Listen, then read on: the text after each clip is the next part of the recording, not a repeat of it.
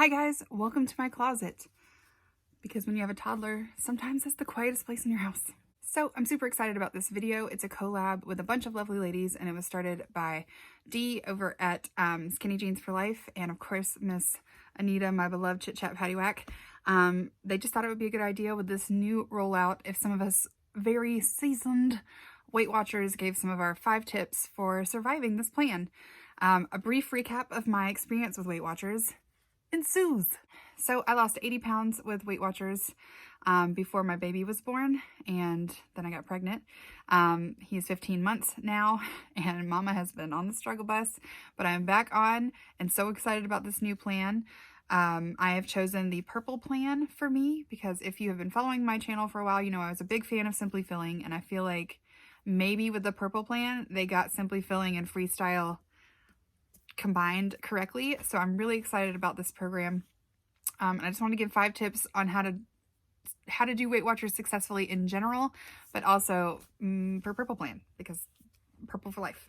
Don't forget to check out all the other ladies down below. I will have everyone linked, and we will all be given some amazing tips, so check it out down below. So my first tip with Purple Plan and Weight Watchers in general is to weigh and measure your food, especially if you are new to Weight Watchers or new to dieting or new to Purple Plan. If you never did Simply Filling, if you've never done Weight Watchers, you need a food scale. You don't have to track portion sizes on Purple Plan, but if you are new to that, I feel like getting a good grasp of what a visual look of a serving size is a successful tip.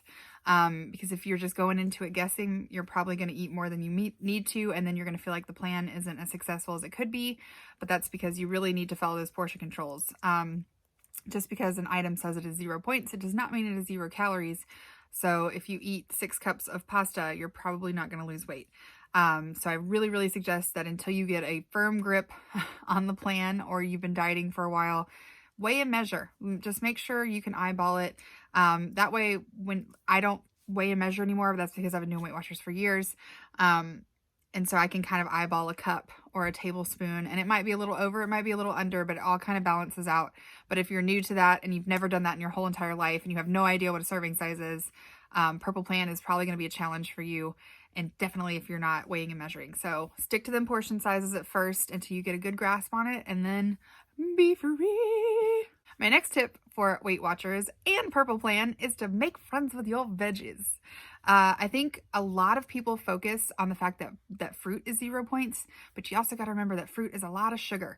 And just because it's 0 points, it doesn't mean it's 0 calories and 0 sugar. So if you eat a pound of grapes a day, again, that scale might not be moving, but veggies is something that you can just load up on, girl. Like, eat your veggies. So I've mentioned this tip before, but I strongly suggest that if you are not a fan of vegetables or you don't like vegetables, to pick one. Pick one and cook it till you find a way to eat it. When I started Weight Watchers, if you go back and watch my very old vlogs, like when I first started, I didn't eat a lot of veggies other than lettuce. I ate lettuce and broccoli. Those are like my 2 vegetables. So if you say I don't, and now I eat it all. I love vegetables now. And you can really bulk up a meal with vegetables. If you're having pasta, do a cup of pasta and then 2 cups of spinach. Can't taste the spinach at all, and it bulks up your meal, and you're feeling fuller, and you're getting those greens in. You know, so make friends with your veggies. I mean, I can't stress that enough. And don't be afraid of seasonings. Like, season them up, man. I went to my seasoning aisle and I was like, I like ranch, got powdered ranch. I like Greek, got Greek seasoning.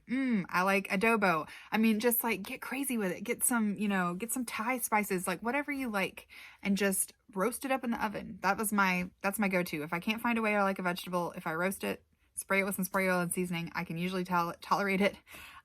So I really suggest making friends with veggies because, like I said, fruit's great. Fruit's delicious. It's a great alternative for other sweet treats, but you can easily overdo it. And I don't feel like you can ever overdo it on a vegetable. I'm not talking about them potatoes, y'all. You know I can overdo it on a potato. But yeah, so just really start trying to focus on vegetating your plate. Vegetating your plate. Makes sense. My next tip is for Purple Plan and for the other plans too, because there is a large list of foods that you can eat to your heart's desire. But study your foods list and trust your scanner. I get a lot of questions on my Instagram about Purple Plan where people are like, oh, I thought this was Purple Plan approved, but when I scan it, it's points. Trust the scanner. Sometimes there are ingredients in there that we don't notice, or there's additives or other things. The whole purpose of Purple Plan is to sort of eat a little cleaner. So minimal ingredients, minimal additives, and that sort of thing. So if you are scanning something and it says it's points, 99% of the time it is points. So I say trust your scanner. And when you go to the grocery store, make sure you have your list with you of your 0 point foods. That way you can if you have your phone and you have your list, you're going to be set up for success already. Like, you have to come in with all of the tools that you need to make a successful trip. And you're going to mess up sometimes, and that's totally fine. You might assume, I've bought things before that I assumed were low or 0 points and they were not. But trust your scanner and then scan it and take the points away. Don't throw the food away. Just, take the points hit, work it into your day, and you'll be fine. My fourth tip is to make small goals instead of focusing on the big picture. The big picture is important, of course. Like, I have quite a bit of weight that I need to lose. Mama ate a lot of donuts while she was pregnant. Don't regret it. But I have a lot of weight to lose, and if I focus too much on that big number, I start to panic and think I'm never going to get there. What is the point? Let's go eat more donuts. So I like to set very small goals for myself, stuff that's attainable daily and weekly. So for instance, last week my goal was to get in the gym 5 days, all 5 days of the week, and then I could have the weekends off on the gym. And I did it.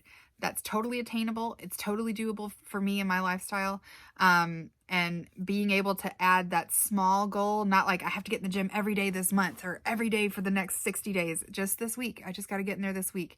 And then usually that starts to become more of a habit. So now I'm like, okay, now I'm, it's Saturday and I'm like, oh man, I kind of wish I was going to the gym. I got plans, but you know what I mean? So sometimes if you set a small goal, it'll turn into a habit, which will turn into success. So don't always look at the big picture and panic. Just think of the small little things you can do. Like, I'm going to drink, if you're not a water person, I'm going to drink 12 ounces of water today.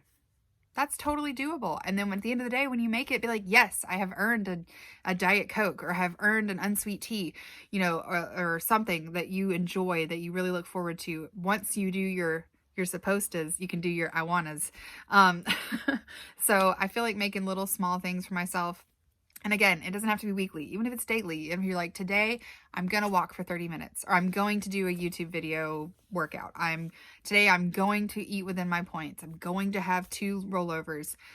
That's amazing. Like, just focus on those little things, and the little things really add up. And then to get to your bigger picture, you have to start small. So all of those little tiny strokes of paint will eventually be your canvas is full and you've reached goal. So don't get so caught up in the big picture.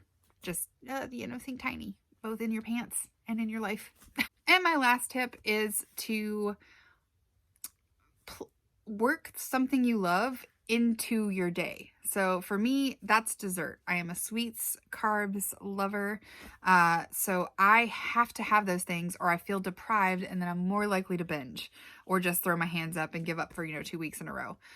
So every morning I plan what my dessert is going to be for after dinner. So like after the kids go to, or the boy goes to bed, after everything's calmed down, mama's quiet time, what is my treat? It might be wine for you. It might be a candy or a cake, something. Plan it, track it, look forward to it, and then plan the rest of your day around it. So I plan my dessert first. So I don't plan my day like, I'm going to eat vegetables. I plan it like, I'm going to eat dessert. And once I do the rest of my day, I can have that dessert guilt-free and I can really enjoy it. And it keeps me from going off the ledge. If I know I have it, I know I have something to look forward to, and it keeps it more, more of a lifestyle for me. Like I'm not so deprived that I'm like just living on celery. So my tip is to always plan your treats first and then work your day around it. So if I know that I want to have a 6-point dessert, then I have to go ahead and track that 6-point dessert and then plan the rest of my day around my points that I have left after my dessert, so that I can stick to plan all day just to have that yummy. And it totally works for me. Like, to plan, I know that's probably not like the way that most people would suggest to plan your day. Like maybe plan your healthy food first, but no girl, I want to plan my unhealthy food. And then, I mean, not even unhealthy, my dessert first. So whatever your thing is, if you have to have a glass of wine at the end of the day, 2, put those in your tracker first thing in the morning, boop. And then you'll see, okay, if I want to have my 2 glasses of wine, I have to eat this many points and work it into my day. And you can totally do it. So that's my last and final tip, is to live your life to the fullest and plan your happinesses first. So I hope some of these tips were helpful for you guys, and I'm sorry that I'm in my closet. Not really, this is where I live. But yeah, so don't forget to check everyone else down below, and I will see you guys in my next video. And you can like and subscribe if you like to. I would appreciate it. It's fun here. And I have a cute kid. You should go look at him.